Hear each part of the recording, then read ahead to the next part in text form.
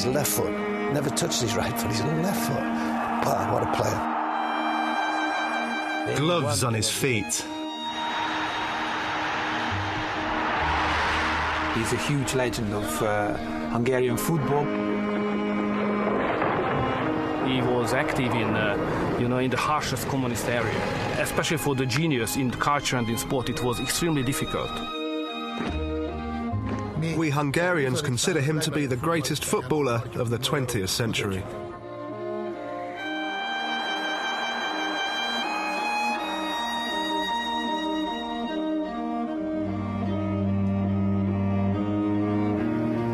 Ferenc Puskas died at the age of 79 in 2006.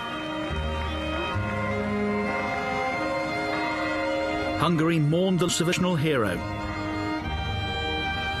His funeral brought the country to a standstill. A true sign of the affection, Oci, or Little Brother as he was known back home, was held in the hearts of his compatriots. Emotionally, everybody was touched.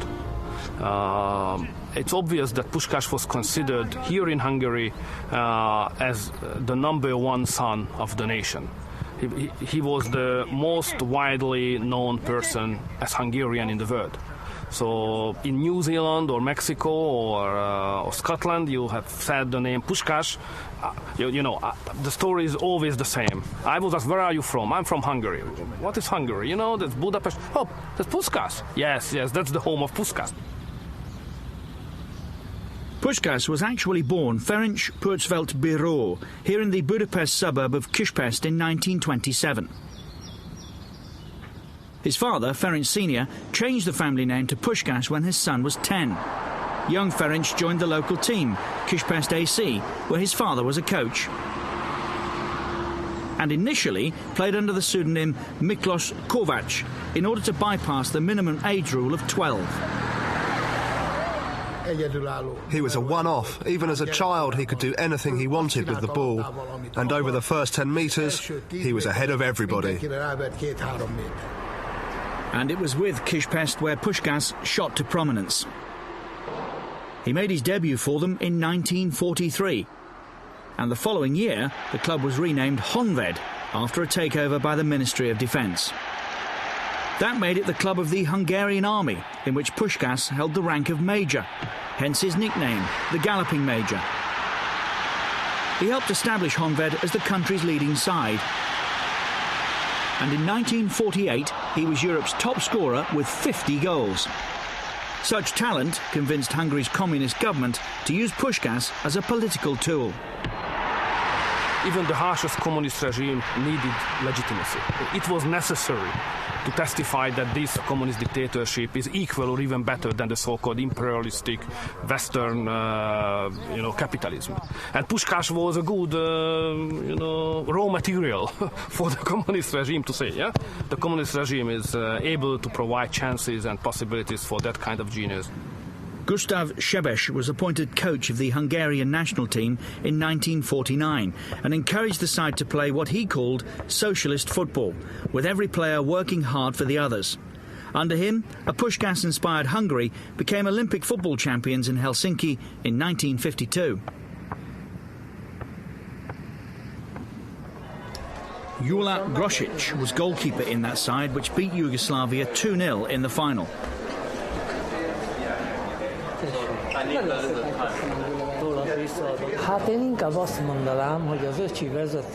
I would say that with Oci as captain, with his know-how and ability, we formed a team that was the best in the world at that time. No doubt about that. Oci, both as captain and the most talented player, was inspirational. And he played a decisive part in the way the team used to perform to such a high level. Hungary may have been the Olympic champions, but the sceptics poured scorn on their success. Puskas and co were determined to prove them wrong when they faced England in a friendly at Wembley the following year. The press of the West countries said that it's not a real success because the big professional players didn't play at the Olympic Games. That's why the game against England was very, very important. The game shook the rest of the world. The visitors produced a breathtaking display to beat the English 6-3.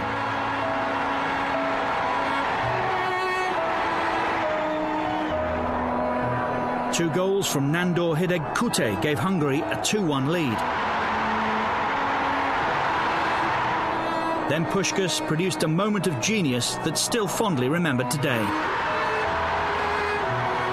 Zoltán Csibor broke free down the right wing and passed to Puskas. When he received the ball, Billy Wright tried to tackle him, and Ochi produced a back heel that sent Wright sliding past him. The near post was there, unguarded, for Ochi to score. Very few players would have been able to execute such a move or even dare to attempt scoring a goal like that.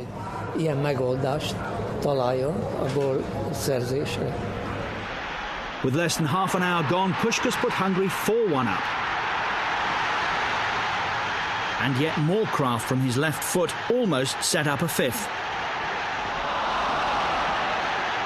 Eventually, József Božič made sure with a spectacular effort from distance. It was England's first defeat at Wembley by non-British opposition. Nandor Hidegkute may have scored a hat-trick, but for most observers, Puskas was the star. We were stunned, because we saw a style of play, a system of playing that we'd never seen before. And none of these players meant anything to us. We didn't know about Puskas. We did afterwards. And all these fantastic players, they were men from Mars as far as we were concerned. And, you know, coming to England, England's never been beaten at Wembley. This is a 2-0, 3-0, 4-0, maybe 5-1 demolition of a small country who had just coming into European football. The captain, Ferenc Puskas, they called him the Galloping Major. He was in the army. So how can this guy, serving for the Hungarian army, come to Wembley and rifle us to defeat? That performance, plus the 7-1 thrashing of England in the return fixture 6 months later, and a 27-match unbeaten run since May 1950, meant the Hungarians, with Puskas as captain, went to the 1954 World Cup in Switzerland as favourites. 2 goals from Puskas in a 9-0 victory over North Korea, and one in this 8-3 thrashing of West Germany, helped them top their first-round group. But the latter result was marred by German defender Werner Liebrich after Puskas spoke to Liebrich's Hungarian-speaking teammate József Posipal. Puskas asked him to interpret for him and to tell Liebrich that he intended to torment him throughout the game. This was more or less the message. He said he'd roll the ball through his legs whenever he wanted, and it'd make him look silly. Posipal asked Puskas not to do that, and so Liebrich took his revenge out on Puskas. In the second half, a foul by Liebrich saw Puskas suffer a serious ankle injury, which threatened his participation in the rest of the tournament. He was a key player and, in fact, the main reason behind those world-class results that we'd achieved. And he was forced out for the next 2 matches. But for Hungary, normal service was resumed even without their inspirational captain. In the quarter-finals, they met Brazil, who'd finished runners-up on home soil 4 years previously. A 4-2 win sent Hungary through to the semi-finals, and their unbeaten record was now 30 games.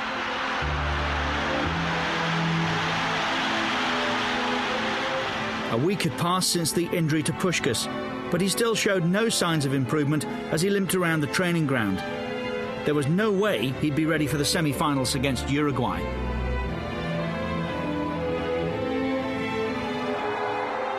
That finished 2-2 after 90 minutes, and the game went into extra time.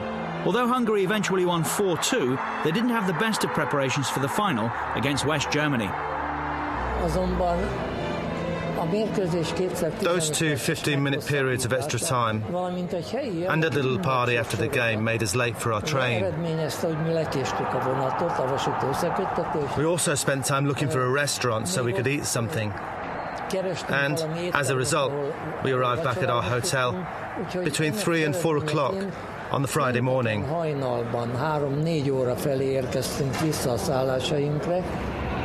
Lack of rest was not the only problem plaguing the Hungarian team before the final in the Swiss capital Bern. Feelings were running high as to whether Puskas should play. Apparently at the last meal in the hotel just before the match, a huge argument had broken out. That was because there were players who preferred Puskas didn't play. Though it wasn't that they didn't want him to play. They just believed there'd be a 10-man team, because they were worried that Ochi wasn't fit enough, and that all he wanted to do was to lift the trophy. Puskas did return as captain for the final, but his presence on the pitch was down solely to his reputation, as he was far from fully fit.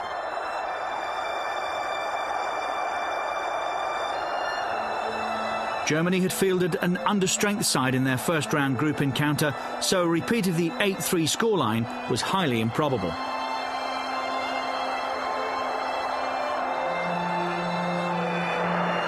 Puskas may not have been fit, but he justified his selection by scoring the opening goal after just 6 minutes.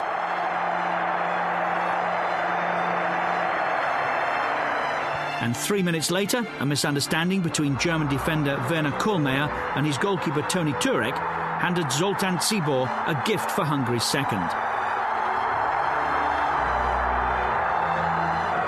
Those who expected another rout were made to think again, though. The Germans hit back immediately, Max Morlock reducing the deficit just 2 minutes later.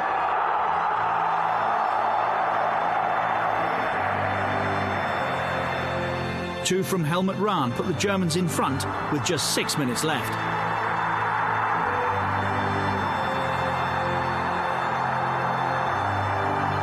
But Puskas thought he'd put Hungary back on level terms with just 2 minutes remaining, only for the linesman to flag him offside.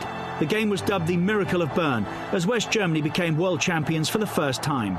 But Hungary's first defeat in 31 games had dramatic repercussions back home. Hungarian football was supported extremely in Hungary by the communist leaders. But after this match, I think the football was not the favorite thing of the leaders. After the match, thousands of people went onto the streets of Budapest and all over the country to demonstrate. Firstly, because of the defeat, and then soon afterwards to protest against the government of the time.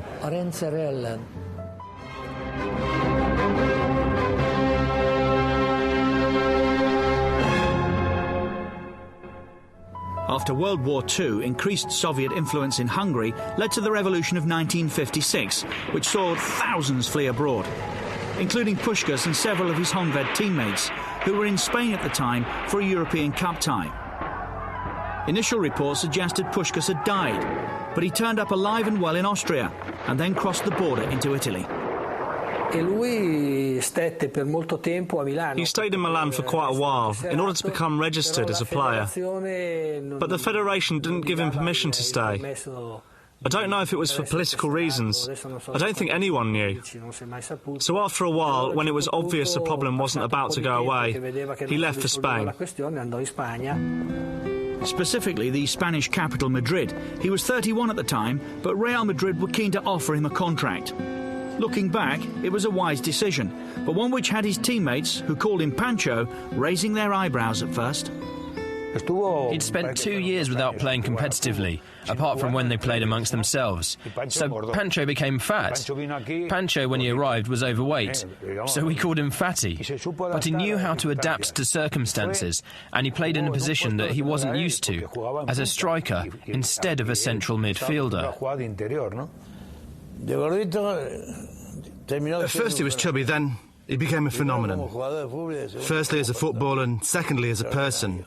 Extraordinary. He was a key player for our team because he was someone who could shoot from a long way out, 30 to 35 metres from goal, and score.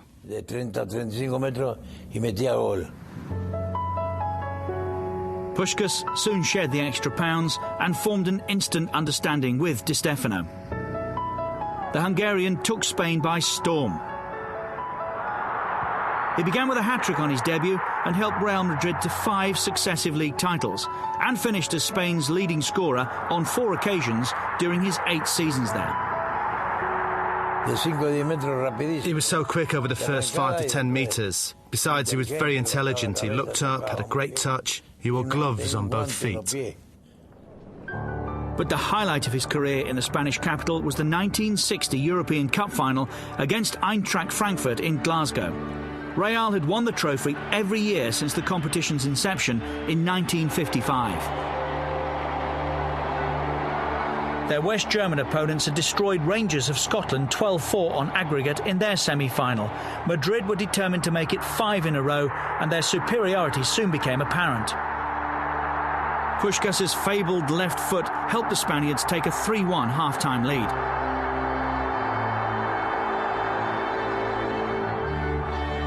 The second half belonged to one man, Ferenc Puskas. He scored a further 3 goals in 15 minutes to make the score 6-1. Even today, he's still the only man to have scored 4 times in a European Cup final.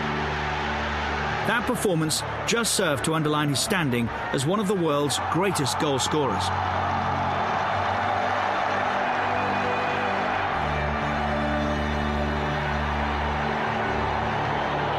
They were part of the 200-plus he scored for the record Spanish champions in all competitions over 8 years.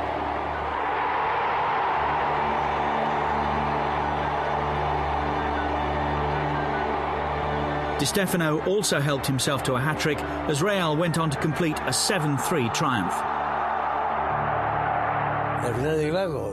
In the Glasgow final, he scored 4. I scored 3. He beat me by 1. He was outstanding. You can't compare his game with Alfredo's, simply because Alfredo roamed all over the field and Pancho was the man who finished off in the last 25 metres and the opposition penalty area. When Pancho received the ball, it was almost certainly a goal.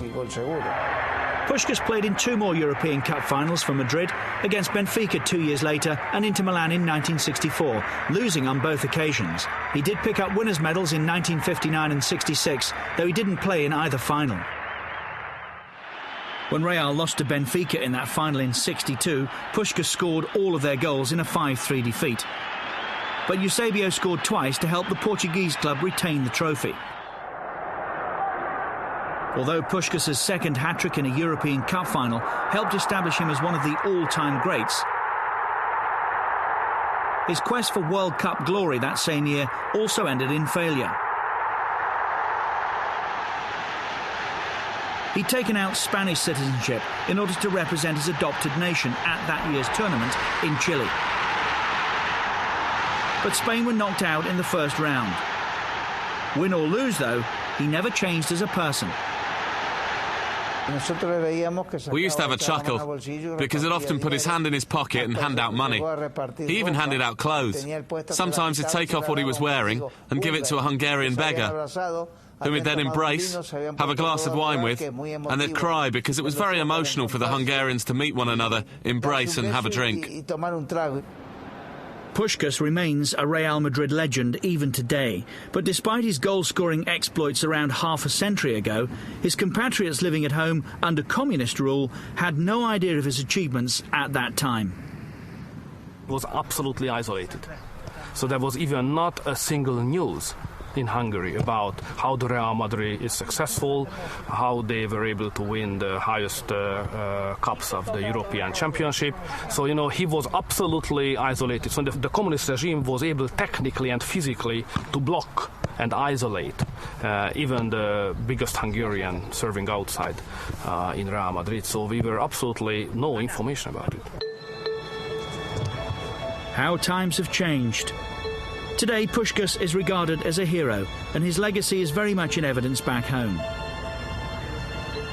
The National Stadium, formerly the Nib Stadion, was renamed the Puskas Ferenc Stadion in 2001. Ironically, the man himself helped plant the foundations back in the 1950s. He was one of the workers who built the stadium in the 50s. Because it was a marketing action by the communist government to invite the famous athletes and football players to build a stadium. Of course, it was 1 or 2 hours and no more, but it was a symbolic thing. The Puskas name also lives on at one of the country's leading football academies, which is named after him. Its founder hopes that the Puskas legend will inspire today's generation and those to come. We would like to build a brighter future for the Hungarian football, and we need great players from the past who can testify fabulous example for the young generation. Puskas is definitely the number one. You throw, Daniel. Janos Banfi runs another academy for youngsters, Buda Juniors. He's a former Hungarian international who played under Puskas when he was the interim manager of Hungary for a 4-game spell in 1993. He's a huge legend of Hungarian football. Since it's free to talk about him, he's just become all of a sudden Hungarian biggest person. I say this because when I was a young boy, a young footballer, you know, we knew him, but we didn't know much about him because obviously he was hidden in Spain somewhere. And the legend itself is still on. So wherever I go, I mean, travel the world. If I say, "Oh, I'm coming from Hungary," they say, "Yeah, Puskas." Banfi, like Puskas, also captained the national team and remembers when Hungary, with Puskas as manager, visited Ireland in 1993 for a friendly. And all of a sudden the crowd just went crazy, you know, like all clapping or screaming, and I said, "Oh yeah, they like us really a lot here." But then I realized that Ferenc Puskas walked out of the dugout, you know what I mean? He walked on the pitch, he greeted the people, I think he walked to the middle and then he walked to the bench, and till he sit down, the crowd just never stopped. So then it hit me like, okay, that he's really a hero. I remember when Pelé scored his 1000th goal.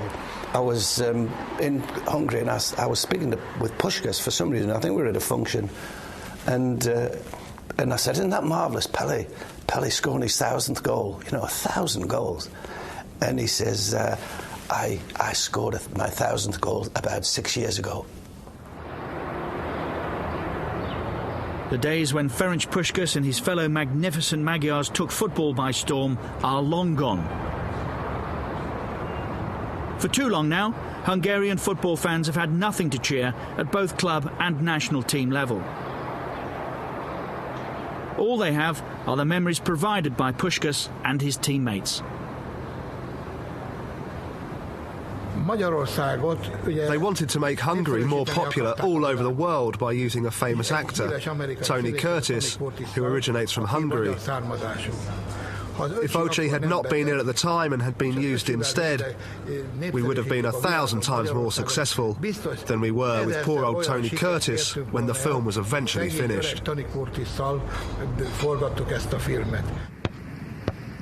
After retiring in 1966, Puskas embarked on a globe-trotting career in management, taking charge of clubs in Spain, the United States, Paraguay and Australia, amongst others, as well as that brief spell in charge of the national team in 1993. The highlight was leading the Greek side Panathinaikos to the European Cup final in 1971. But it's for his performances on the field that he'll be best remembered, and his kindness off it as well. Puskas always remained a spiritually and friendly person and a good man. And when you lose, a good man is always a great loss. He went home to Hungary in 1981. The country welcomed him back with open arms. And his funeral summed up just how much he meant to his people.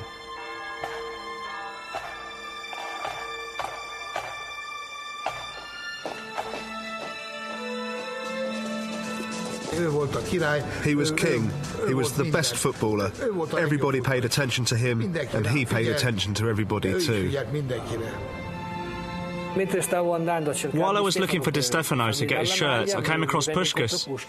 He said to me, "Well done. I played with your father. You are worthy of him. So I'm going to give you my shirt."